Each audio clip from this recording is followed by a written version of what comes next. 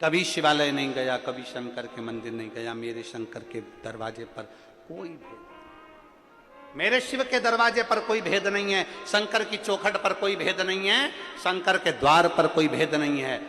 मेरा शिव के सामने कोई अमीर कोई गरीब नहीं है, मेरे शिव के सामने सब सम है, सब सम।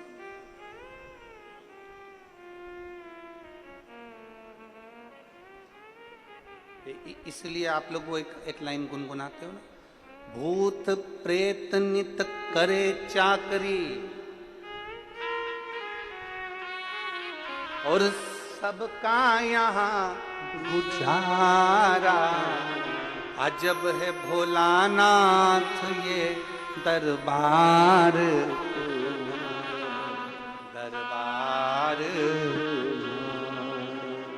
सबके लिए सम, देवता गंधर्व असुर अप्सराएं किन्नर सबके लिए सम है। मेरा शिव सबका है, कभी वो पशुओं का भी देव है, कभी वो पक्षियों का भी देव है। पशु का देव बना तो उसका नाम पशुपति नाथ पड़ा, पक्षियों का देव बना तो उसका नाम शर्म्भेश्वर महादेव पड़ा, पक्षियों का देव बना तो उसका नाम शंभेश्वर महादेव पड़ा, पशुओं का देव बना तो पशुपति नाथ पड़ा। सबके लिए है वो, सबके लिए। जब दुनिया भूख से बिलख रही थी तो वो विश्वनाथ बना, विश्वनाथ।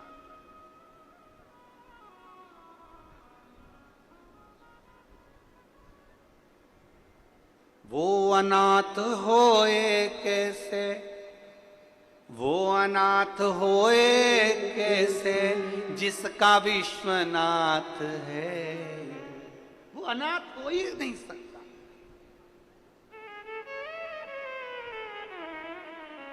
विश्वनाथ देवराज,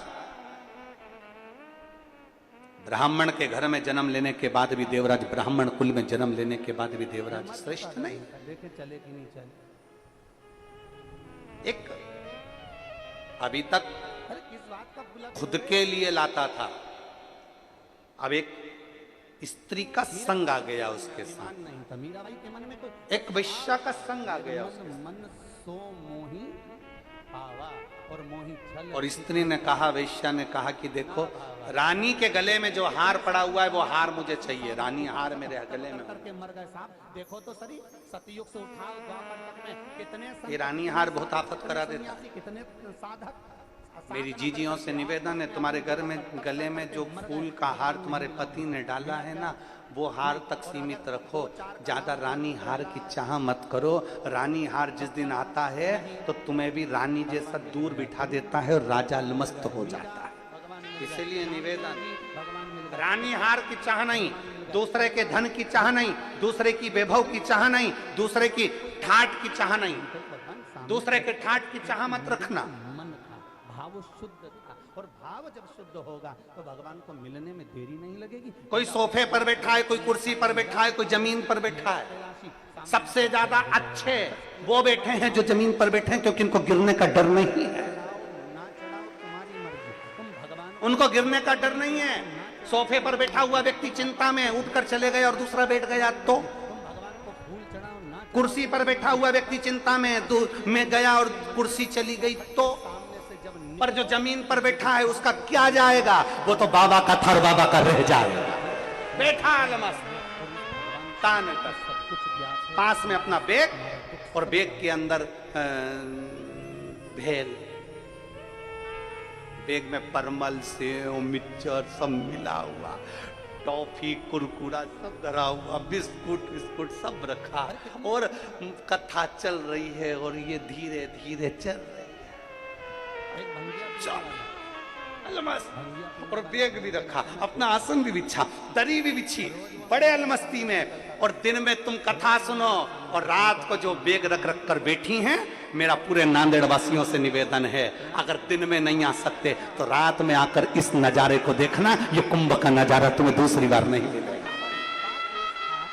रात्रि के समय आओ, घर से थोड़ी पूरन पोली बना लाओ, थोड़ा सा ठेसा बना लाओ, तो 2-4 रोटी ले आओ, बेसन रोटी ले आओ, पूरी सब्जी ले आओ, खिचड़ी ले आओ, जो बन सके इन शिव भक्तों को एक बार खिला कर देखना, इन शंकर के भक्तों का मुख झूठा करा कर देखना कि कितना मिलता है, कितना मिलता है। और एक छोटी सी डायरी खरीद लाओ, उसमें लिख लो मैंने 23 तारीख की कथा को 5 लोगों को पानी का पाउच पिलाया, 5 रुपए का पानी का पाउच मैंने पिलाया, लिख के रख लो। और 3 महीना इंतजार करना और हमको फोन करना, सीओर में खबर करना कि वो तुमने जो पिलाया था वो हजारों लाख गुना हुआ कि नहीं हुआ, तो बताना, लिखना कि शिव भक्त की सेवा में प्राप्त होता है कि नहीं। कभी यूं खड़ा हो गया, कभी यूं ताकता रिया, कभी यूं ताकता रिया, बहुत देर तक उसने विचार करा कि आखिर शंकर जी उसके का दरबार मन पर कोई जी का कमी मन नहीं कैसा होती, लुटाते हैं चिंता में पड़ गया। फिर अविरल मन भक्ति में के आया साथ। इसके कि भगवान शंकर किसी के धन को देखकर आनंद ये नहीं करना कि हमको वो धन मिल जाए, किसी का वैभव, किसी की संपदा, किसी की दौलत हमको मिल जाए, ना ना ना। शिव पुराण कहती है, भगवान शंकर की कथा कहती है, भगवान शंकर ने माता पार्वती जी को समझाया था जब माता पार्वती जी माता लक्ष्मी जी के यहाँ घूमने के लिए गई थी, और लक्ष्मी जी के यहाँ जब भ्रमण पर गई, लक्ष्मी जी ने पार्वती का हाथ पकड़ा, हाथ पकड़कर पार्वती से कहा, पार्वती देख सोने के पर्ण कोटे देख, सोने का महल देख, सोने का नगर देख, सोने का ठाट देख, पार्वती कितना सुंदर है, बोल देना तुम्हारे पापा से आया था, कितना सुंदर।